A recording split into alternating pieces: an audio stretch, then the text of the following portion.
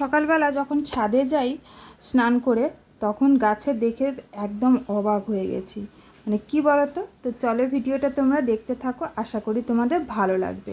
তো good morning everyone, সবাইকে good morning জানিয়ে নতুন একটা ব্লগ শুরু করছি।